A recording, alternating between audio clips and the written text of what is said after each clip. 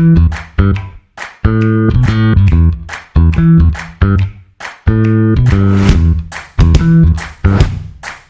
listening to the Common Fan Podcast, a Husker football podcast for the common fan, by the common fan.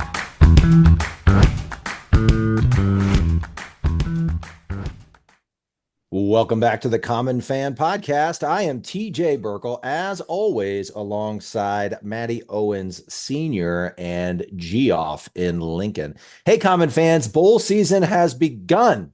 We had the Army-Navy game yesterday, which is always so cool and so inspiring. And then we had a couple of bowl games yesterday, boys. Yeah. So we are going to talk through bowl season. We're going to look at all the Big Ten teams in the playoff. In bowl games, we're going to spend a significant amount of time on Nebraska's matchup against Boston College. And it's going to be fun. We're going to have a fun episode, guys. Before we do that, it's still almost 2 weeks until Christmas. You have plenty of time to plan your big holiday meals, your Christmas meal, your New Year's meal, everything in between. It's a week-long celebration. It could be a 2-week-long celebration if you want it to be. And you know what you want to celebrate with. Certified Piedmontese beef. It's Nebraska beef, common fans. What else would you want? CP beef is raised and grazed in the beautiful Sandhills region of the state. And for the holiday season, you can get yourself a nice big hunk of prime rib if you want. Maybe a couple different kinds of roasts. If you're having a lot of family over, a roast feeds lots of people. You'd love a good roast. Yeah, succulent. I love roast. Yeah, Geoff loves a good roast. I love roast. Big fan of roast. And you can get as many you get all the steaks, right? You get ribeyes, New York strips, fillets. What am I missing, guys? Flat irons. There's cuts of meat that I've never even heard of. Like that, I know when they start, it's crazy. Like a hanging tender. Ever heard of a hanging tender? They got it. Yeah. Certified Piedmontese has it. The skirt steak. Skirt steak was delicious the other night. Yeah, flat irons. I love the flat irons at CP. I ate a flat iron and a fillet back to back one night for dinner. Both of them. It was delicious. Macho. In one setting? For one meal? For one meal. I don't know where you put it, Jeff. I don't know where you put it. I know. I got a hollow leg, putting it right down here.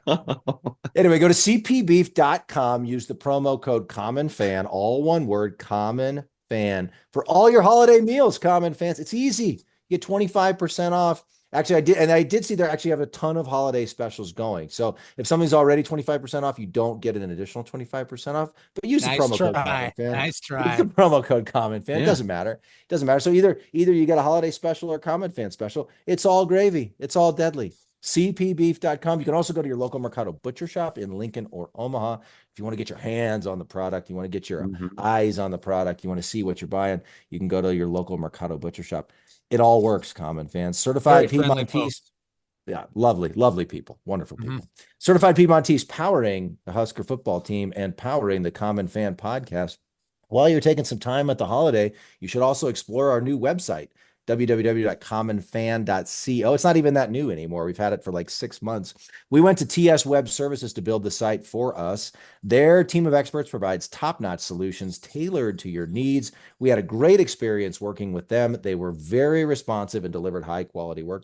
TS Web Services can help improve, redesign, or host your website. Check out tswebservices.com to learn more. Finally, speaking of Christmas, get your Common Fan socks. Get them for your friends, get them for your family, get them for yourself. Go to silliesco.com, SILLIESCO.com, silliesco.com. Get your GBR for life socks. We've got some other cool Common Fan socks. And you can get 25% off there too using the promo code GBR for life. That's GBR number 4 LIFE.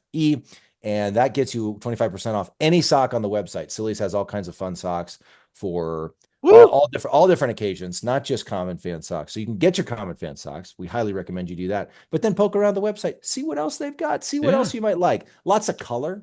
You know, if you like to, you're one of those peacocking fellas who likes to wear colorful socks to work, you can get all kinds of stuff at Silly's, and you can get 25% off their entire catalog. GBR for life. That's GBR number 4 LIFE at silliesco.com. Check them out. Get your Common Fan socks. Get socks for your friends, stocking stuffers, all the things. Socks for your kids, socks for your spouse, socks for yourself.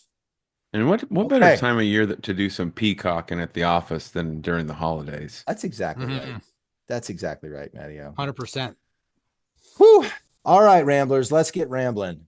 So the Big Ten, obviously the best conference in the country, has 4 teams in the college football playoff. The SEC only has 3, guys. That was comical. Comical. Yeah. And they're over there whining. They're over there whining that their 3 lost teams belong in the playoff. Well, Alabama and Ole Miss, you could sit this one out. You could sit this one out, kids. South Carolina, you could sit this one out. So we're going to go through, we're going to look at the playoff games. We're going to do we're going to talk through some of the games. We're going to do some predictions. Real quick though, guys, before we do that, Seth D, friend of the program, emailed this in. This was over a week ago. Sorry, we're just now getting to this, Seth. Thanks guys for your show. I'm a Husker fan living in Iowa. Whew, God bless you, Seth. God bless you. Thanks for what you're doing out there. You're keep fighting the good fight, Seth. Yeah, every single day is a battle for Seth. Yeah. So he says, how does one of the most dominant defensive linemen in the conference, Ty Robinson, only get 3rd team all Big Ten? Let me tell you how, Seth. It's a little something called the college football industrial complex. It's the powers that be in the college football universe. They've been conspiring and working against Nebraska basically since the invention of football. And they're trying to keep us down. And frankly, we've been letting them do it for a while. In the 90s, we overcame those efforts. In the 90s, we were America in the Cold War. We were America in World War I and World War II. We were America in any war. All right. In the 90s. Unfortunately, right now, we're acting like some third world banana republic against the college football industrial complex. But we will be back. We will overcome their efforts. We're not going to let that happen. You can argue this podcast shined a light on the CFP, whistleblowers, what have you. That's exactly what we are. At great danger, we're at similar danger to Seth in Iowa, being a Husker fan in Iowa. We're at great danger to ourselves. We have exposed the college football. We have exposed them. You know what we're like? We're like the we'll be back, but right now we're like the Rebel Alliance. Things been some tough years. Our planes don't look the best. They don't look like they used to. They're broken down a little bit, but damn it, we've got a lot of fight. A lot of hope and a lot of heart. A lot of heart. We're going to be back. That's exactly and soon right. We will. The CFIC will not be able to keep us down. There's no way they're going to be able to keep us down. The fact remains, Nebraska was underrepresented. I saw it. Ty was 2nd team according to the AP. I think it was. So that's a little better. Look, I'll tell you what. The fact remains, like winning cures all. Right? Yeah.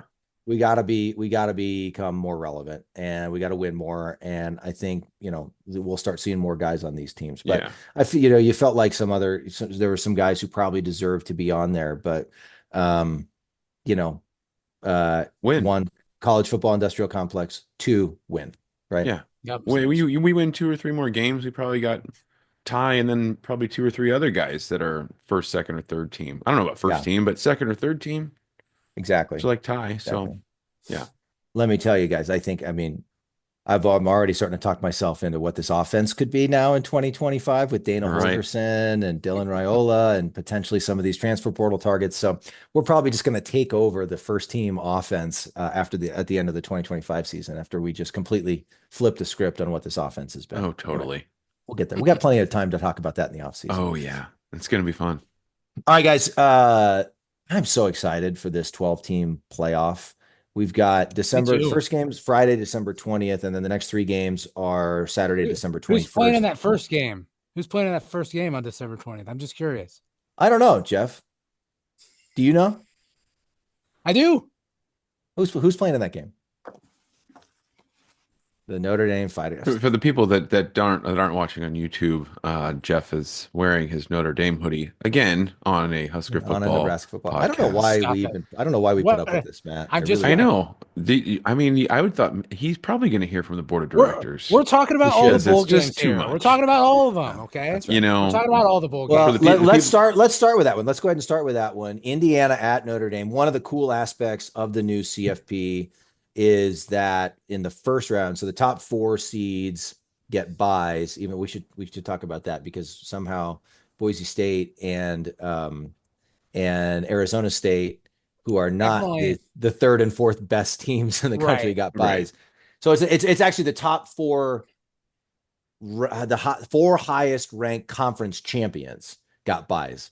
I think they're gonna have to tweak this next year, where I'm still all for a conference champion automatically getting in. I'm all for that.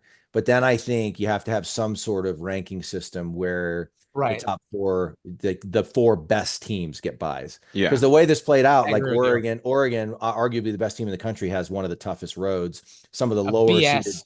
seeded, some of the Yeah, lower a seeded BS teams, path.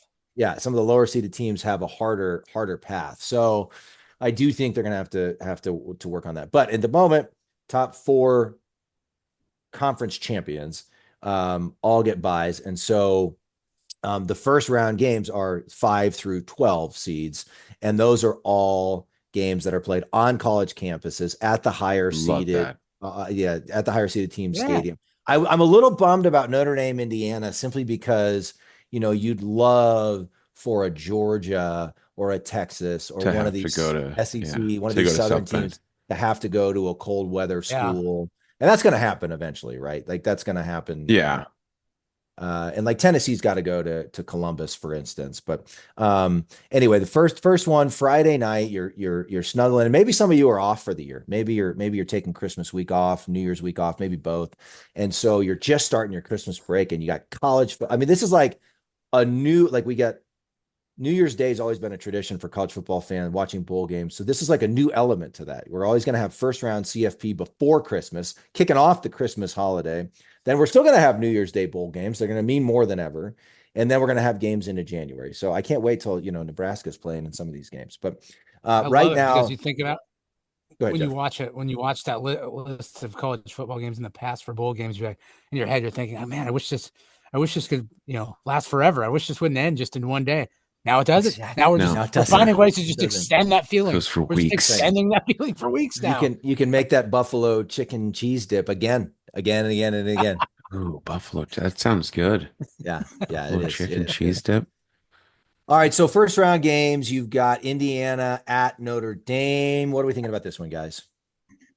I think Notre Dame 7.5 point favorites at home. Again, they're playing at these schools, stadiums.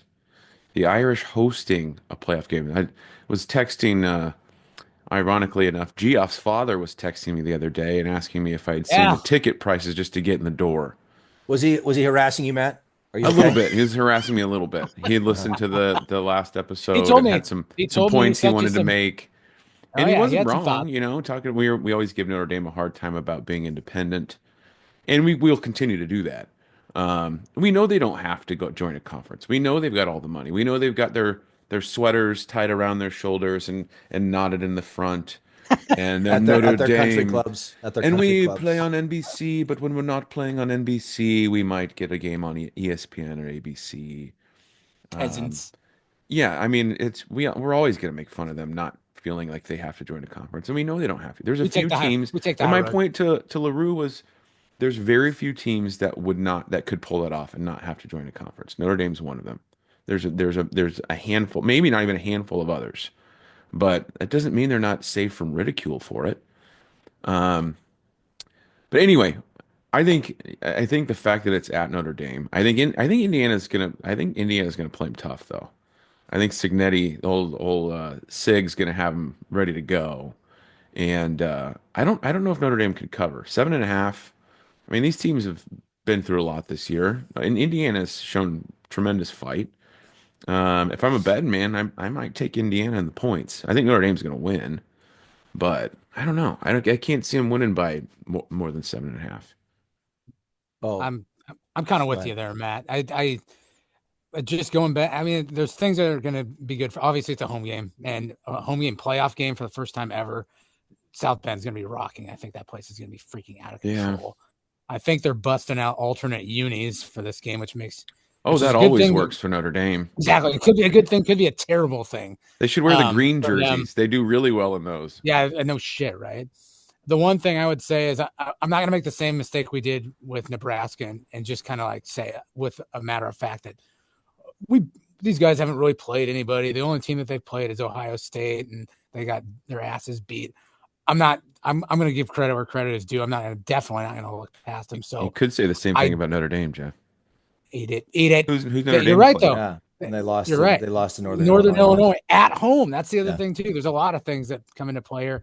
I say they win. I think they're going to cover, but I'm nervous. But I'm cautiously optimistic. Maybe a little late, All maybe a right. late cover, maybe like a backdoor cover, a bad beat, Jeff. So There interestingly, we go. Friday on There's that Friday, gambling degenerate. You gambling Like degenerate. Indiana's trying laterals or something like that to score in the last play game. And Notre Dame picks it up and runs it into the end zone to cover. Weather in South Bend on Friday is a high of 31, but it's a night game, so it's probably going to be in the 20s for this game. Ooh, And so, do we get a little rain? Do we get a little wind to go with it? Please. That'll be fun. That'll be interesting. You guys know this. I said at the beginning of the season that, Kurt Signetti was all talk and bluster. I compared him to Mo Green, talking loud, saying stupid things.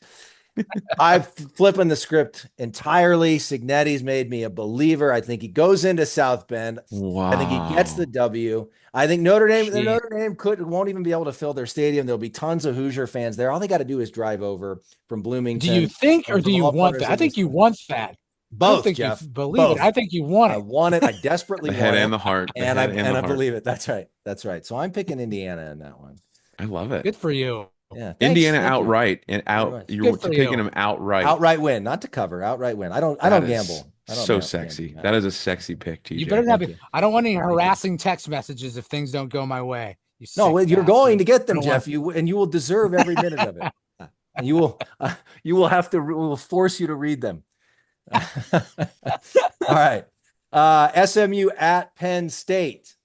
What do we think about that one? I'm going to guess. This one is kind of a southern, it is. It's a southern team going up north. We're talking in what is SMU's Dallas, aren't they? Dallas, Fort Worth Southern area. Methodist. Yep. Yeah, they're going up to Happy Valley, which, that's a trip. You fly in. I don't know, they probably fly into Happy Valley or something, but it's tough to get to. Yeah, that's a jaunt. And I do think this one I think Penn State rolls personally. I know SMU, I haven't watched them a ton. I saw a little bit of the Clemson game. But I just don't. I think Penn State rolls by 2 touchdowns. Yeah. Go ahead, Jeff. SMU had to really work their asses off just to even get back in the game against Clemson. And still couldn't pull off the deal. So I'm going Penn State on this one for sure.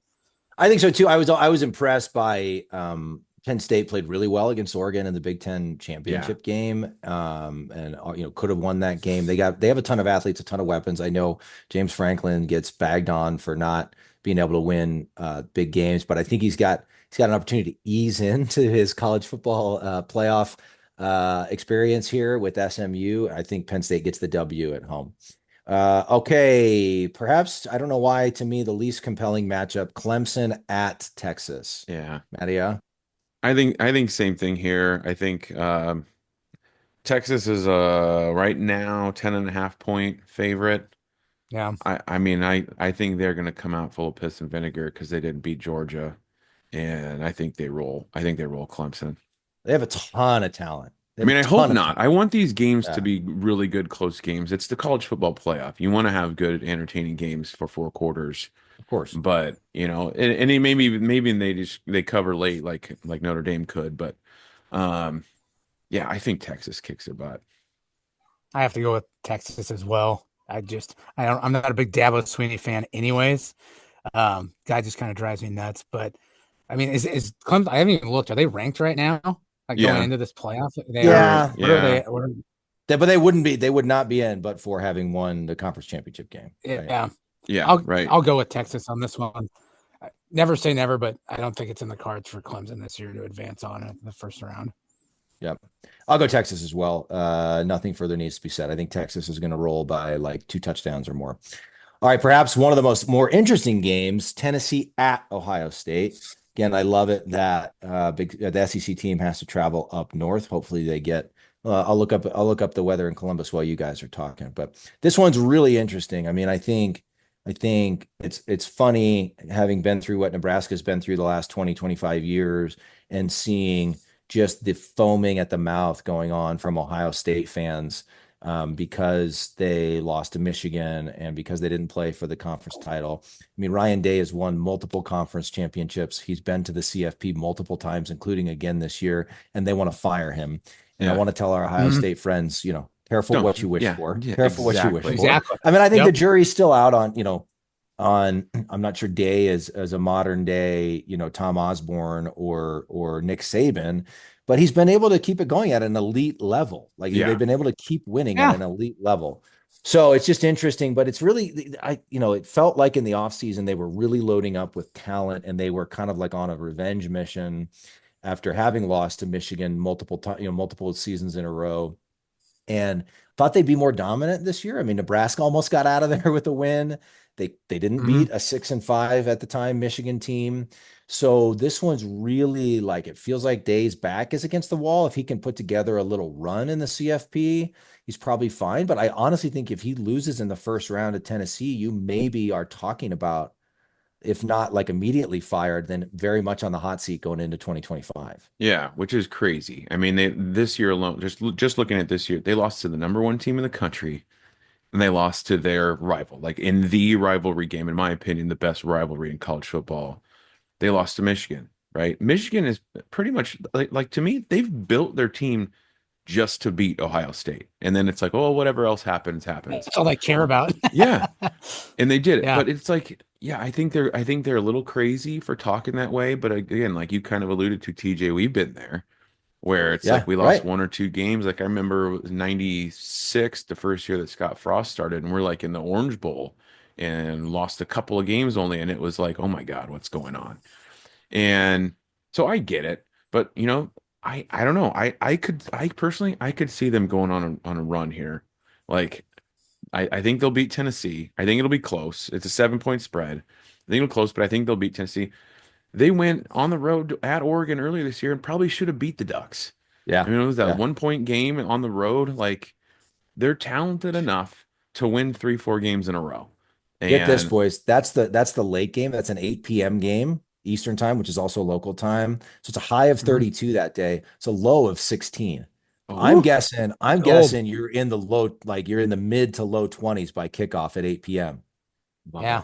Love it. So maybe that works to their advantage. Maybe that works to their advantage against Tennessee. What's the real feel like? Is there a wind chill, anything like that? But it's a dry cold. It's a dry cold. I was thinking about that earlier this week. Like that, how dumb is that? Like, well, it's 31, but with the wind, it feels like 16. Can we just say it's 16? We have to be like, well, it feels. Well, when I go outside, it feels like 16, but it's 31. Just tell me what the damn. Just tell me how I'm going to feel when I go outside. Yeah. I That'll don't be need on to scroll down and see 2 temperatures. That'll be on like the Common Fans weather breakdown pod that we do someday, where like none of the weather forecasting ever makes sense. Freaking weather people. All right, so real quick, let's get your official picks, boys, for that Tennessee Ohio State game.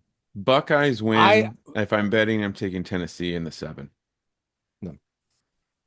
I'm taking Ohio State, and the only reason for that is I think maybe it'll be a bounce back game for Ryan Day after that embarrassing look he had just standing on the field watching all of that stuff unfold with Michigan. I feel like it'll be a bounce back game. Ryan Day. I can't stand him, but I also want him to win. You want to know why? Because I want to make it even more difficult for the fan base to have to figure out whether or not that guy should be fired or not. So give him another win, make it even harder for these people to decide because he's going to lose in the second round anyways. Ooh, love it. I'm going to go Ohio State too. I don't really know why. I just feel like they're going to bounce back. They're going to put it together. I really want to see the Ohio State Oregon rematch. Yeah, I think I would probably put my money on the Ducks in that one, but I think it's good for the Big Ten. I think it'd be a great game. So this is a little bit another one of those of what I want as much as what I think is going to happen. Well, sorry, I don't interrupt you. No, go ahead. I was gonna say that'd be the most to me the most attractive matchup in the entire CFP is Ohio State Oregon in the second round. Right. Yeah. So not exactly fair to Oregon, who went wire to wire undefeated. For sure. He beat some really good teams along the way, including Ohio State and Penn State. And for your troubles, I mean, they do get a first round bye, but then, instead of playing, Ohio State's technically a lower seeded team, but they get one of the best teams in the country. So, all right, so we're not going to go through. Go ahead. But Dane Lanning needs a freaking wheelbarrow for his ball sack. So he doesn't care who they play, where they play, when they play. We'll play in a parking lot. Yeah, right. That guy's like my favorite coach right now, other than Matt Rule, of course. Yeah, of course. I have thought to myself, like, what was the timing of when they hired him? And like, what if we had hired Dan Lanning? Like, could he have done the same thing at Nebraska? Okay, so we're not going to go through the rest of like if this team wins, Yeah. then this, and if that team wins, then that. So a couple more real quick things before we pivot to Nebraska, guys. I want to hear your thoughts on outright winner, or like who you could pick one or two or three if you want, but like your best chances for an outright winner, and then also I want to hear best shot at being a little bit of a Cinderella story and making a little bit of a run, maybe a team that people are not expecting. Well, I don't know if it's Cinderella, but I think Ohio State. Like Oh, I would not be surprised. They beat Tennessee. They go and beat Oregon in the Rose Bowl, which also like Oregon, Ohio State. Like you can't tell me that wasn't kind of like right, right. thought of like it's an old school like Pac-12, Big Ten, Rose Bowl matchup second round. But Ohio State's got the talent, man. They've got some dudes, and I could just see them doing it. So that's kind of my pick. I think All my right. dark horse. It's crazy to say Ohio State's your Cinderella pick for something like this, but the way the seeds work out and the matchups, Yeah. they've got to win a first round game to try to go on that run. So Yep. Geoff, what about you? Well, if you said outright winner, not like a Cinderella story, but just a winner, Yeah, I think it's gonna be Oregon for sure. Okay. That's my opinion. But you're not gonna be surprised. Cinderella, I'm gonna say Notre Dame, and not just because I'm a honk, but because You are a honk though. they bounced back after losing to Northern Illinois. They knew they had to win, not just win outright the rest of the season, but they had to beat their opponents down, which they did. They beat the living shit out of every single person after that. And they've been under the radar the whole time. I don't think a lot of people talked about Notre Dame all season. And even right now during the playoff, there hasn't been a lot of buzz, and I like it that way. And little known fact, it's year 3 of Marcus Freeman's tenure as head coach. And just some historical data there. 2 of the coaches that have won national titles for the Irish brought those national titles to South Bend in year 3, Ara Parseghian and Lou Holtz. So you've got some tradition behind the year 3 national title. So hey, that's my Jeff, All right. I'm They're going to pretty lose. They're going to lose casual. in round 1 to Indiana. Go ahead, Matt. I'm a pretty casual college football fan, Jeff. I don't know a ton about college football, but when was the last time Notre Dame won a national championship? Why don't you take it easy, all right? I'm sorry it's been since the 80s. I'm sorry, okay? Oh, the 80s. So it's been Gee. longer than Nebraska? I didn't know I that. didn't take a shot at Nebraska here. I'm just giving my pick. I didn't know. I didn't know. I'm just throwing Salty. that out. I didn't know that.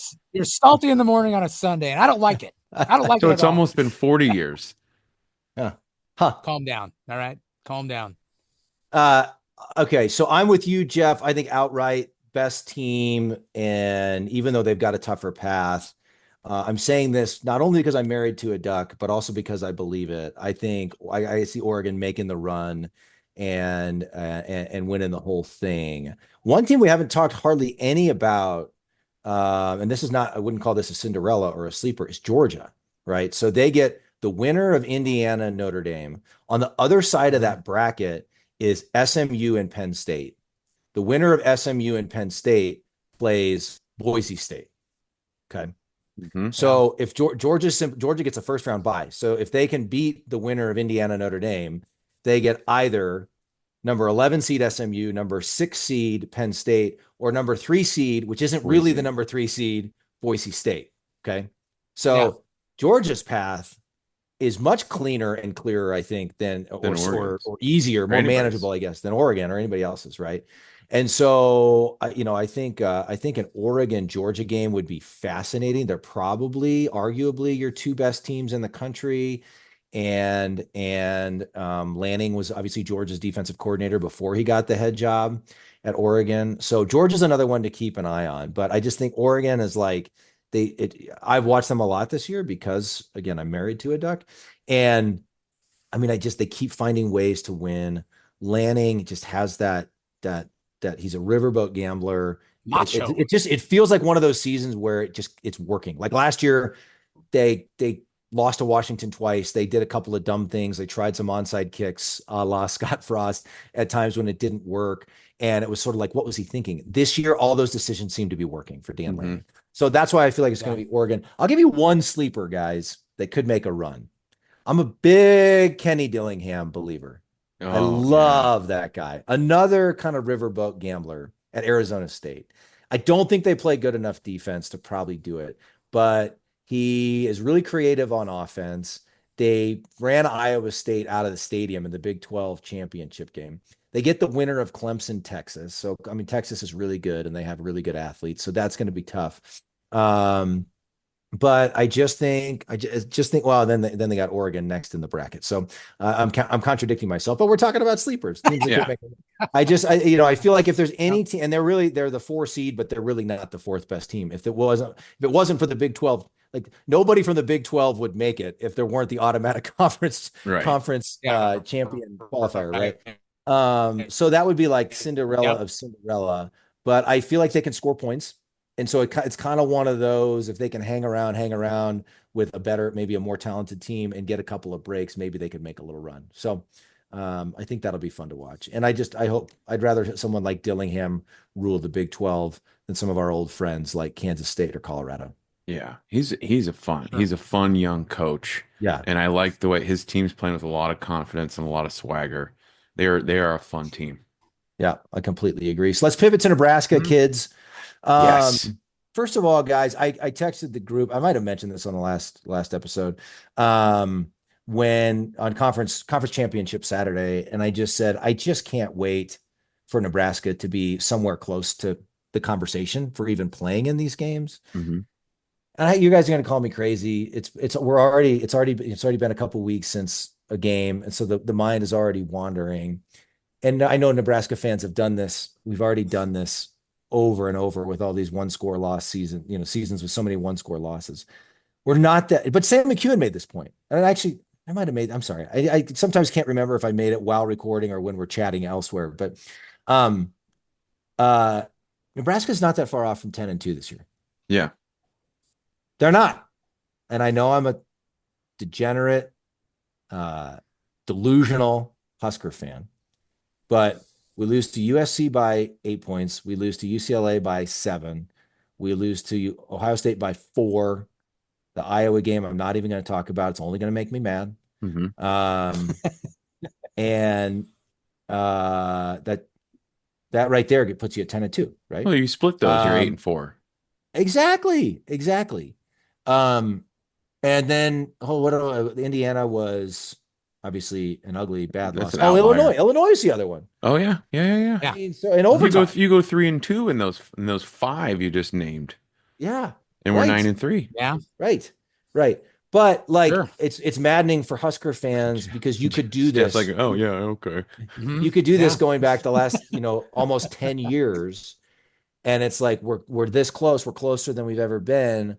But it also feels like we're further away than ever because we never get across the finish line in these games. And so it is maddening. And I fully acknowledge that I'm going full delusional Husker. Yeah, you're doing it again, TJ. Yeah, I know. I know. I don't think it's that crazy. Like a few plays.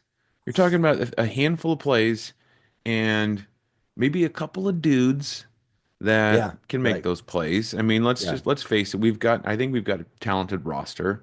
But a game breaker on offense and a game changer on defense, and you're talking or a couple game changers on defense. Yeah. And you're talking 9 wins, you're talking 10 wins, you're talking on the bubble for CFP. Yeah, exactly. Yeah, I don't think it's that crazy. I really don't.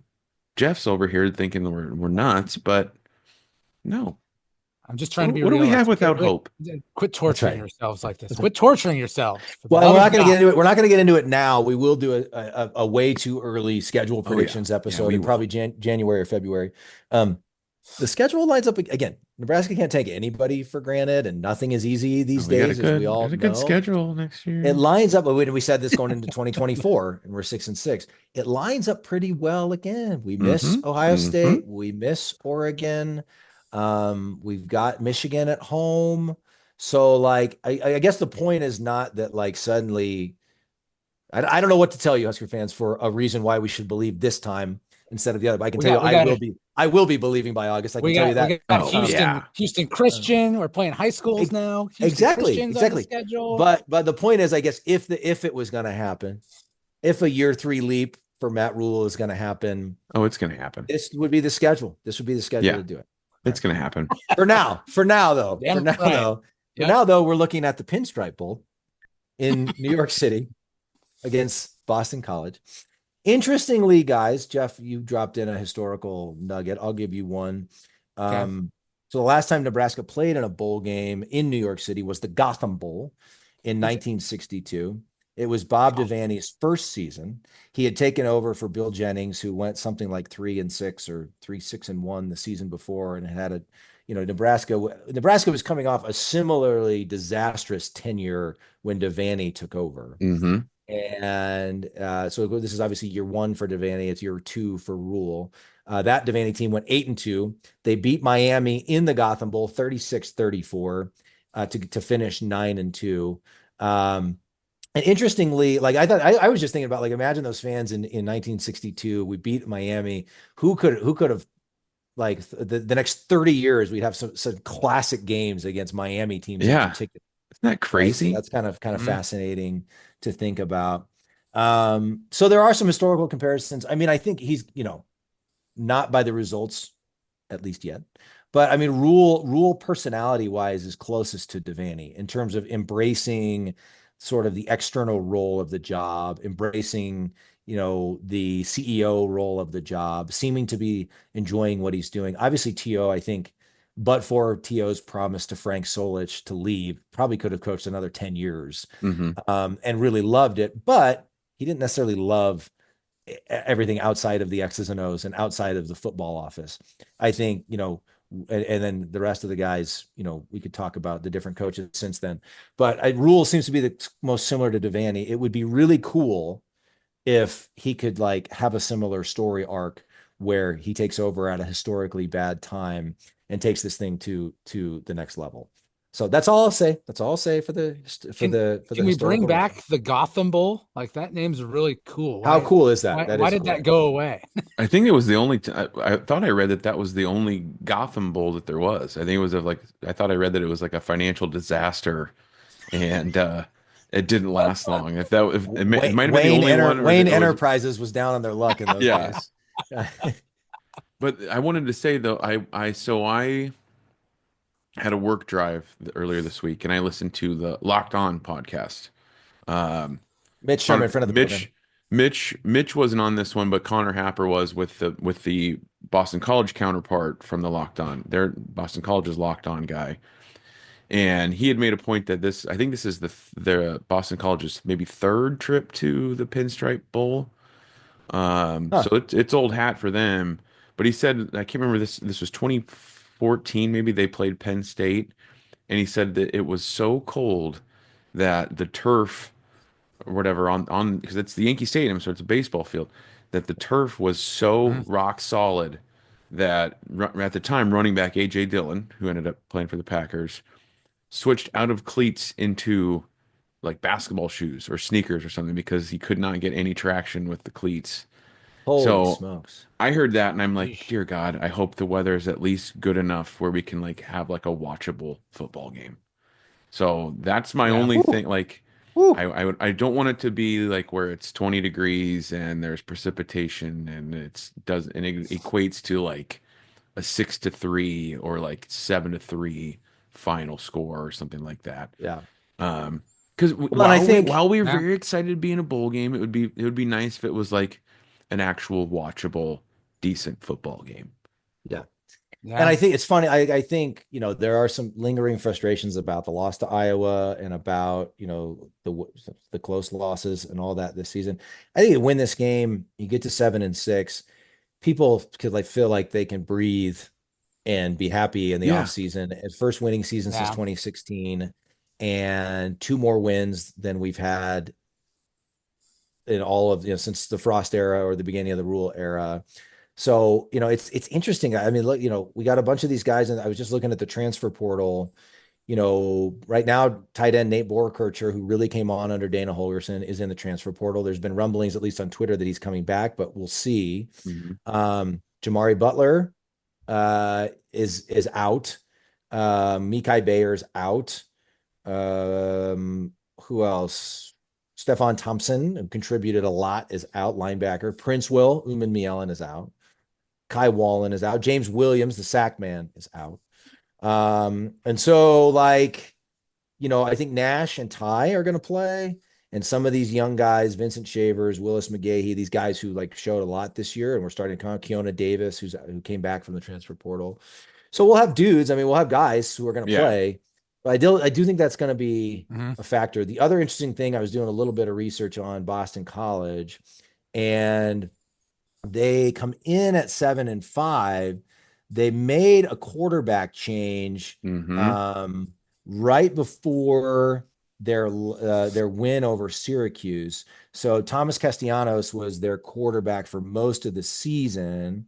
Um, Head coach Bill O'Brien, who knows the Big Ten, by the way, made a change, and Grayson James took over right before their win over Syracuse. So, like, we don't need some bullshit Cinderella story. Grayson James leading Yeah. wins in 3 of the last 4 games and the bowl game. So that makes me a little bit nervous. That whole situation. And again, O'Brien coached in the Big Ten. He knows the Big Ten. It's obviously been a while. I think it'll be a fascinating matchup. Certainly don't think the Huskers are in any position to overlook anyone. I think No. Boston College, they haven't had a ton of movement in the transfer portal. They'll probably have most of their guys. So like we're gonna have to come in ready to slug. I do hope it'll be interesting to see. I do hope maybe Dana has a little more time to add some wrinkles for the Yeah. offense. You know, he might if he's going to install an entirely new offense in the offseason, for instance, he won't have done that yet. But hopefully he's had a little more time to get comfortable with the personnel. He's had a little more time to add some wrinkles, and maybe we can show some things that we haven't shown before. Yeah. And Coach Shorts is already new wide receiver coach. Is it Dykel? Is that how you say his first name? I think it's Dekel. Dykel Shorts is already coaching. Like he's coaching our receivers. And I Right. saw, the amazing Husker football media team put out a kind of a cool little like 2 or so minute video of him talking about, coaching the guys, showed some practice footage of him coaching. I think this is going to be a good move, guys. This guy seems like he knows what he's talking about. And I was impressed with even just a little 2 minutes of him talking about coaching wide receivers. So we've got Dana and we got this new wide receivers coach. Like I'm looking forward to it, guys. I want to see some of our young playmakers do just that Absolutely. and make some Yeah. plays. Well, absolutely. It's an opportunity for a lot of guys. And I think we need to, like, stepping back, I really want to get the win, but I think we need to look at it as all of these practices and the game are an opportunity for development for a ton of Yeah. these young guys, some of whom we already saw start coming on this year, and others maybe we didn't see as much, but now it's a time for them to start making that transition to be Yeah. more of an impact player for next year. So And Rule had a line in one of those social media videos they put out about this isn't the last game of 2024, it's the first game of 2025. And woo, I loved that. yeah, I like that a And lot. love looking at it that way. So that that gives your up and coming guys, your younger guys, like, hey, it's time for me to like make a statement because going into next year, here I come, Yeah. kind of Yeah. thing. So it's going to be exciting. And the quarterback change for Boston College is intriguing to me because that Castellanos guy, um, I believe was a more athletic, kind of more apt to take off from the pocket and run kind of guy. And Bill O'Brien, as most probably know, is more of a pro style drop back quarterback. So stylistically, I think that quarterback change plays into our favor a little bit more.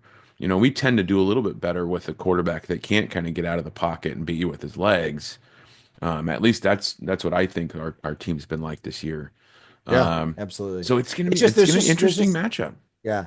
There's just so much up in the air for Nebraska. I mean, we haven't even talked about new defensive coordinator John Butler got promoted from Hmm. defense backs coach. So not both coordinators for Nebraska would be calling the offense and calling the defense. Were not in those roles to begin the Yeah. season. Yeah. Dana Holgerson wasn't even in that role 8 game, until the ninth game. So just going to be fascinating. But again, I love that thought about it's the first game of 2025. Hopefully we can use it as something to catapult us into the offseason. Real quick, guys, I know we're coming up on time. I know Matteo, you got to run. I've got Do about you 10. want I got to? about 10 minutes. Okay, so should we run through the rest of the Big Ten bowl games and we don't have to give analysis. Just pick. If you want to give some analysis, go ahead. But just pick win or loss. Do you want to do that? Yeah. Sure.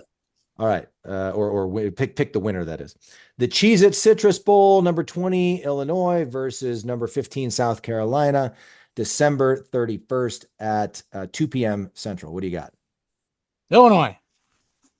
I hate to go against our Big Ten brethren, but South Carolina, Shane Beamer Frank Beamer's kid. I think he's running a pretty good program right now, and they're tough. I'm going to go South Carolina, but close. I think if I'm a betting man, I would take Illinois and the points. I think that I don't remember what the spread was. I can't find it right you are now. a betting man, Matt. Yeah. You are a betting man. I don't know about that, guys. I think it'll be Illinois is tough. We know Burt will have those guys playing tough. So, but I'm taking South Carolina.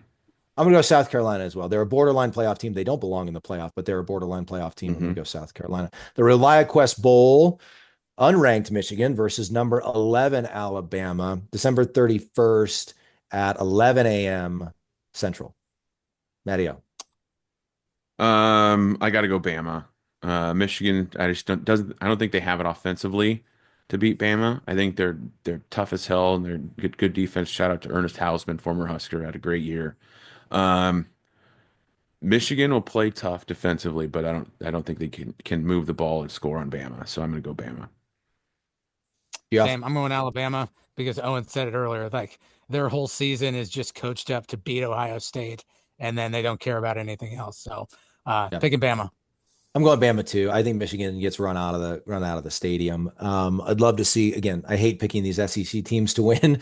But I just don't think Michigan's going to be able to move the ball or generate much offense. And I think Alabama's just going to probably run them off the field.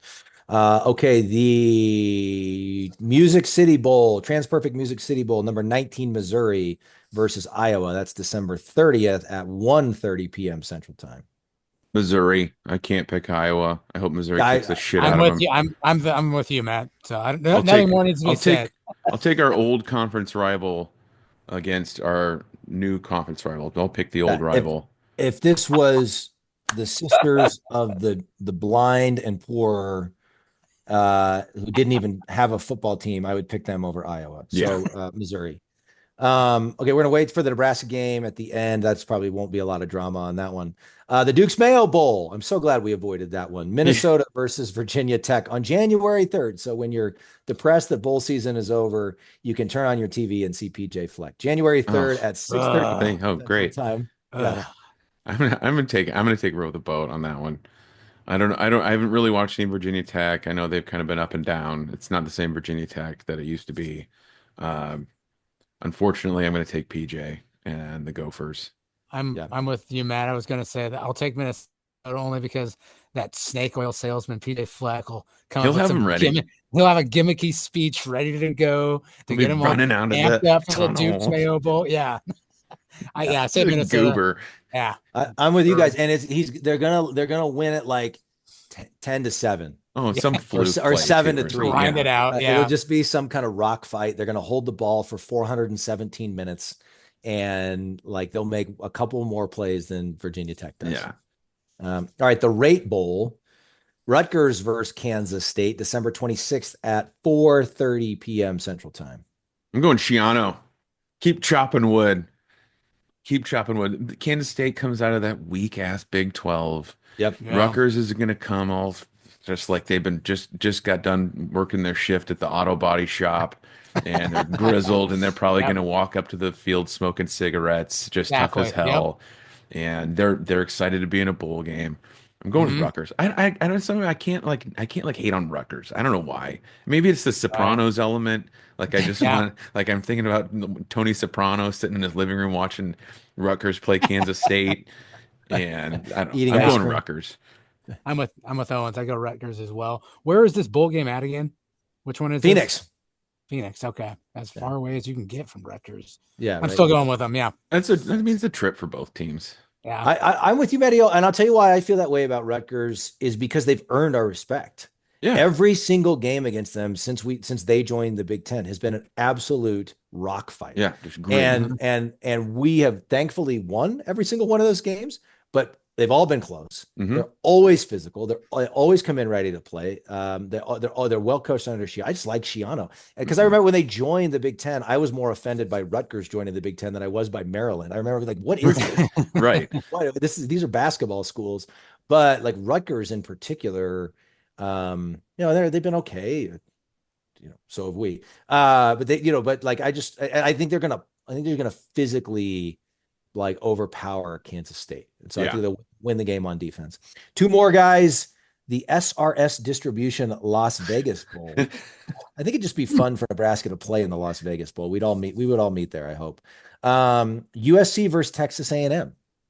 Oh, this is an intriguing matchup. This is a fun one, actually. A&M has been like, they've been up and like down. Playoff contender, and then like they're not even ranked now. They've been like kind of back and forth. This is really well. Same with USC.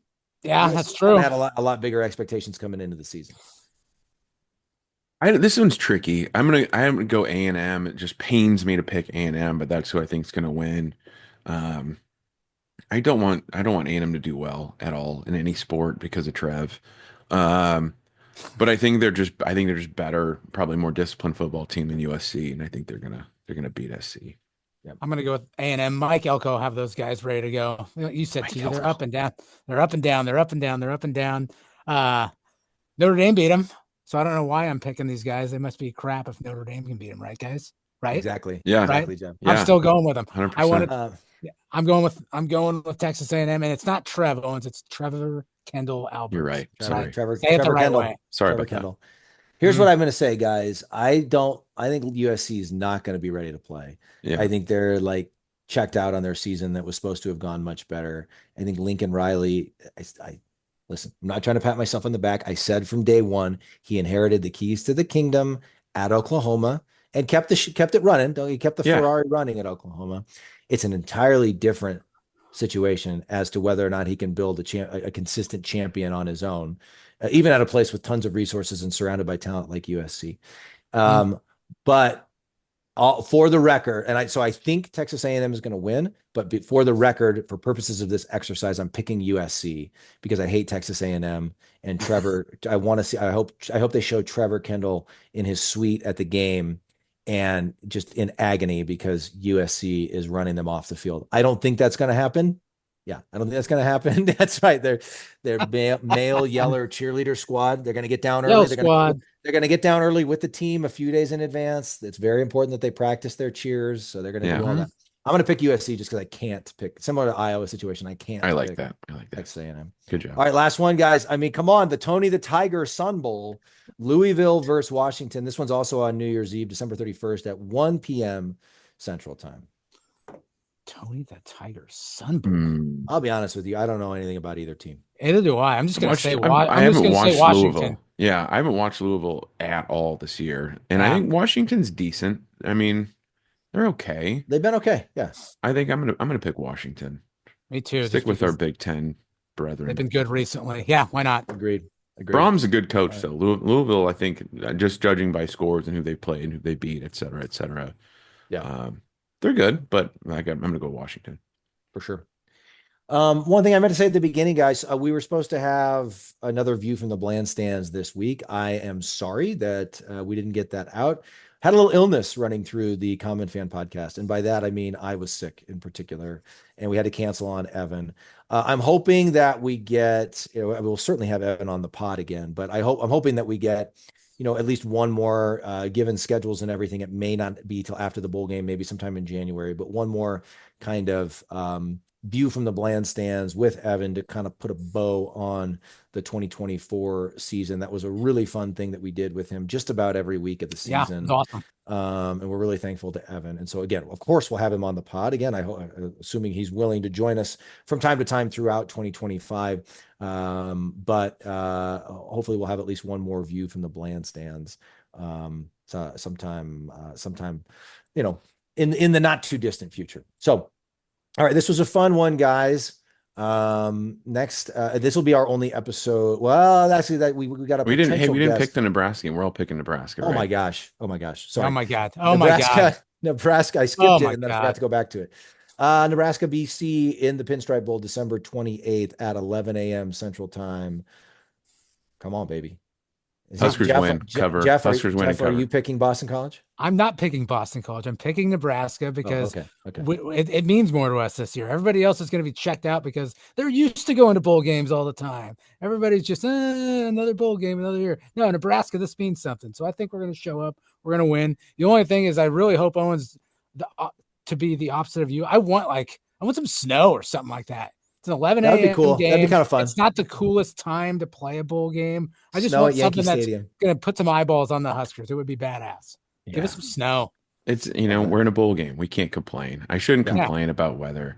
But I think assuming that all the super senior guys are going to play, I think they go all out. I mean, Ty and Nash and John Bullock and Gifford, these guys are the ones that got us back to a bowl game, and I think they're going to relish in it. See some cool sights in NYC, take in the bowl trip, and then go kick ass. I think we win. I think we cover, and it springboards us in. As TJ said, we springboard into 2025. Boom. To the moon. And we're off. Love it. All right. So we are actually working on a potential guest, which would be really cool for this week. Not clear if that's going to come through or not. So we may be back at you later this week. If not, we'll be back at you next week with our Christmas wish list for 2025 for the Huskers. Love it. Have a great week, Common fans. Enjoy your certified Piedmontese beef. Mm-hmm. In the meantime, as always, GBR for life.